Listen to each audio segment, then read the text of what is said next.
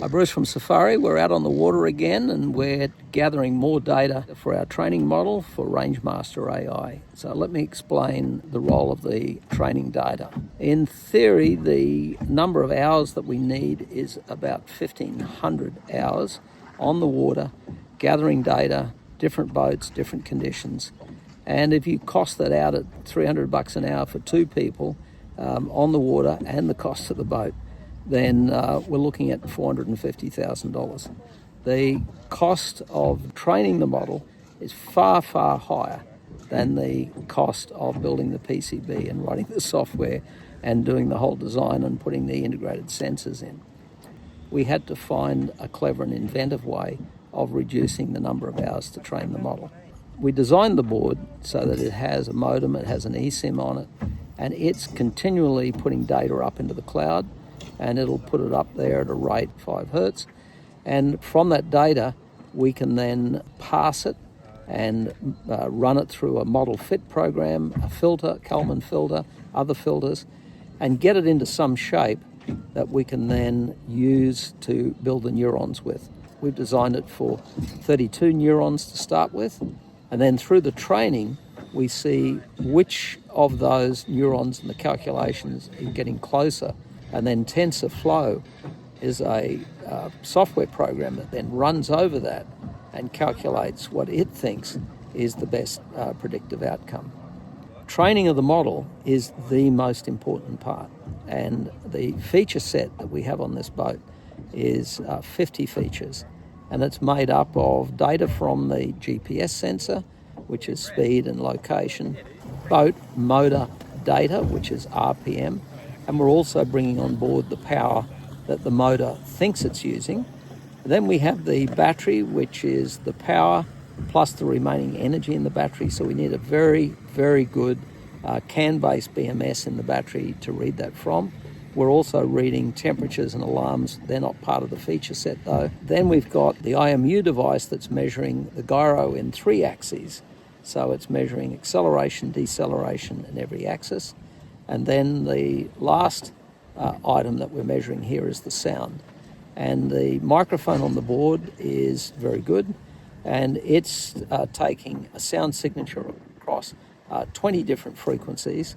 And we're using that sound not only from a preventative maintenance point of view long term, but one of the advantages of AI is if one of the sensors fails for some reason, AI is able to infer what the data could be from other sensors, and sound is a very valuable one to give us an idea of RPM in case we lose the RPM. The idea of having all these features and having all these sensors is that it will then calculate the range to go based on the loading of the boat, which calculates a drag. So it then takes the remaining battery capacity divided by the power, effective power pushing the boat forward, which is the power going into the motor less the drag. Now, conventional instrumentation, if you buy a battery monitor now, most of them will have on there time to go. And you may ask, well, what's wrong with that? So time to go on most of those battery monitors is based on a time interval, 1 hour, 3 hours, 8 hours, 24 hours. And it takes the remaining battery capacity and divides it by the average power that's been used over a 1 hour, 3 hour, 8 hour period, for example. The problem with the electric tender is you might only run it for 20 minutes in the last hour and then turn it off. It might only be 10 minutes in the last hour and turn it off, and then the next time you use it will be longer. Well, it means the data it's going to use to divide the remaining capacity from is deeply flawed. The other issue is you go ashore, you pick up passengers, you pick up load, and you return to the boat. And by the time you return to the boat, the tides change, the winds build up in the afternoon, the chop's built up, the effective drag on the boat has doubled, which it could do. And in that case, the time-based measurement based on state of charge and the balance will be seriously flawed. Both of these situations mean that the Rangemaster AI will give you quite an accurate time to go and a distance and a nautical miles to go. But it does a lot more than that. You might argue, well, why don't you run the battery just down to 40% and recharge so you don't have any range anxiety, and you can do that. But we think on this boat you can run all the way down to 10% and not be concerned about the range. But the other factors that it'll do is it can tell if someone climbs aboard the boat while it's tied up on the back of the mothership, and if the boat rocks in a particular way that the signature of that is similar to a person climbing aboard, then it can signal that. We can have a pin code that locks the motor, so no matter how clever you are electrically, you will not be able to get this motor running. And if you cut the lines on it and it drifts, then the simple geofence will tell us that it's moved and no one is driving the boat, so the AI will then immediately send out a message as well. So the modem and the SIM card on it, the eSIM that we have on it, will send out SMSs, can send out other notifications, keep everyone informed, not only of the state of charge, the security of the boat, the safety of the boat. Now, if you take a trip ashore, then it will remember how much energy was used on that trip ashore.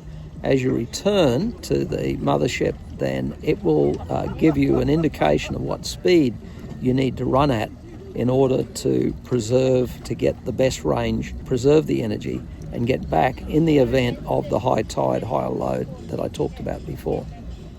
To give you an idea of power consumption, on the tender I'm on now, it's a beautiful AST yacht, carbon fibre with a Mytech Revolve 12 kilowatt engine on the back.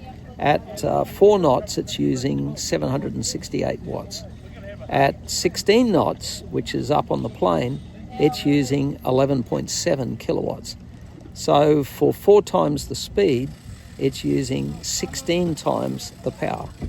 And so the default case when you get on this tender and you turn the power on is the range to go, the default that it starts at is at 4 knots. If you go slower than that, it'll update it and give you a longer range. But then if you go faster than that, it'll then quickly change the nautical miles, and the tape will show you that if you reduce the RPM down, then what the added range is. And the AI system learns that at a particular loading, the RPM range reduction that's needed to give the effective power down to the 768 watts. In some cases, you may not be able to get that load because of the drag.